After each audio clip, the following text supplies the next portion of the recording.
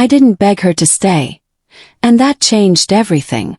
For 6 years, Lila and I lived like a married couple, without the paperwork. We shared groceries, holidays, goals, even a joint savings account. The house was mine on paper, but in practice it had become ours.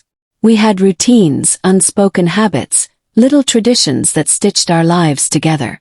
I thought we were solid. Then came that Wednesday morning. It was the kind of morning that doesn't warn you anything is about to break. The kitchen was warm with the scent of fresh coffee, sunlight stretching across the countertop, and my mind on the emails I had to answer. That's when she leaned against the doorway, arms folded across her chest, her eyes unreadable. "I think I need some time on my own," she said, like she was reading from a script. I didn't look at her at first. I just placed the coffee pot back down, letting her words hang in the quiet air between us. The only sound was the gentle gurgle of the brewing machine behind me. "Time on your own," he echoed, my tone measured. She nodded, her arms tightening as if she needed to hold herself together. "I feel like I'm losing who I am. I need space to figure things out." I didn't yell. I didn't plead. That's not my style. I've always believed silence reveals more than shouting ever can. "All right," I said. She blinked, surprised maybe. I think she expected resistance, maybe even a desperate plea to stay. "That's it?" she asked, voice tinged with disbelief. "You're not even going to fight for this?" "You didn't ask for a conversation, Lila," I said. "You made a decision. I'm honoring it." 30 minutes later, she was throwing clothes into a suitcase with chaotic energy, moving from room to room without looking at me. I didn't ask where she was going. At the front door she hesitated, waiting, I think, for me to ask her to stay. I didn't. I just opened the door wider. "Take care, Lila," I said evenly. She left without a word. The door shut with a soft click, and just like that she was gone. The next morning I made my coffee as usual. The kitchen felt no different. I hit the gym. I returned home, sorted through work emails. Her absence didn't hollow out my world, it just simplified it. It was one less thing to manage. By Friday my sister Nina called. She sounded tentative. "She really left?" "Yeah," I said, sipping my coffee as sunlight filtered through the blinds. "And you're not falling apart?" Chuckled. "What's there to fall apart over?" She paused, understanding my nature well enough. I don't chase. I don't cling. If someone walks, I let them. That weekend my buddy James dropped by. We sat on the back deck, beers in hand, talking about everything but what had happened, until he finally asked, "You holding up?" "I'm good," I said. When he raised an eyebrow, I explained. She wanted space. Gave it.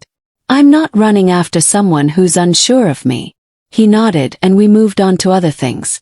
There were moments when her absence caught me, like reaching across the bed and finding it untouched, or catching myself glancing at my phone, wondering if she'd texted. But the moments passed. I went back to the martial arts dojo I hadn't visited in years. The heavy bag welcomed me like an old friend. Every strike helped strip away the noise. I found clarity in motion, sweat, and breath. Lila didn't reach out. No text. No call. Her silence was deliberate and revealing. She hadn't lost herself. She just found something or someone she thought might be better. Then, on a Saturday night, James sent me a text. "Saw Lila tonight. She wasn't alone.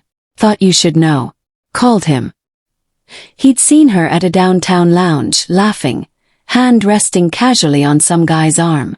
Her body language didn't look like a woman rediscovering herself.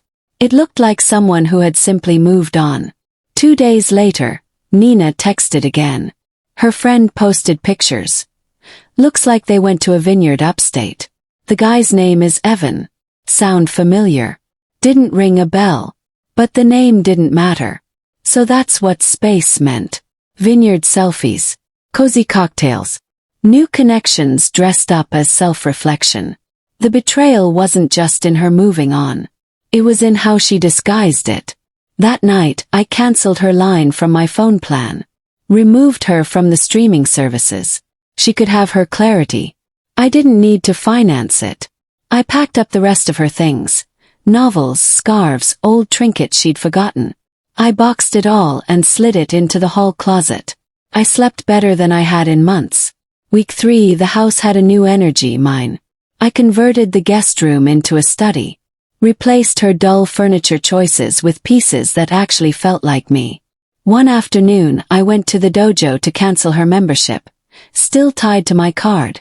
The receptionist didn't ask questions. Neither did I. Then she messaged, "Hey, just checking in. How are you doing?" I didn't respond. Few days later she called. I let it ring. Not to punish her, just because I had no desire to reopen a door that had already been shut. Nina called one evening. "You okay?" "Better than okay," I said, and I meant it. Weeks later I got a DM from someone named Evan Carter. "Hey, this is weird, but I think we should talk. It's about Lila." I almost ignored it. Curiosity won. "Why?" I replied. "I didn't know you two were still together when it started. You deserve the truth. Can we meet?" We met at a cafe downtown. He looked uneasy, nervous, like a man carrying guilt. He spoke carefully. "She told me it was over. That she was just staying at your place until she found somewhere else. We slept together before she moved out. I didn't know she was still texting you like nothing had changed." He looked down. "I feel like an idiot. I got played too." He nodded. "Not angry. Just done." "Why tell me now?" "Because I figured out the kind of person she really is," he said. "And I thought you should know." I thanked him and walked away. Exactly 4 weeks since she left, Lila showed up at my door. I'd sensed it was coming.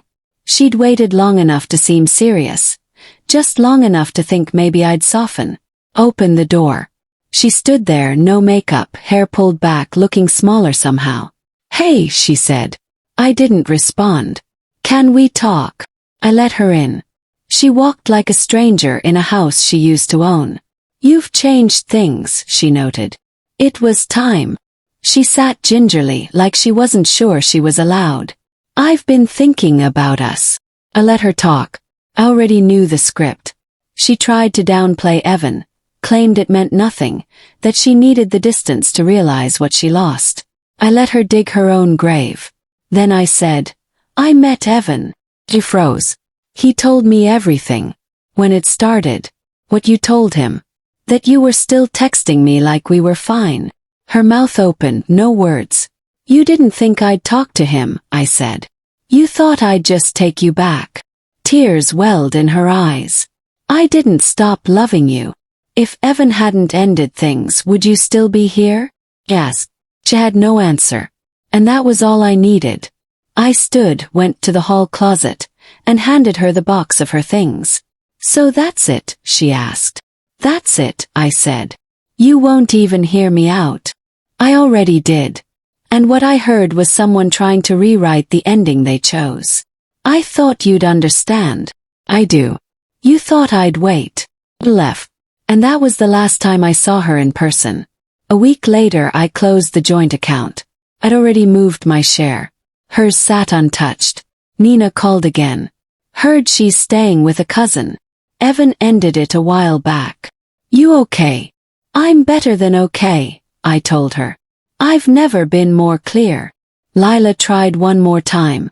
An envelope in the mailbox. I never opened it. Closure isn't always a conversation. Sometimes it's just a clean, final no. She left thinking the door would be ajar.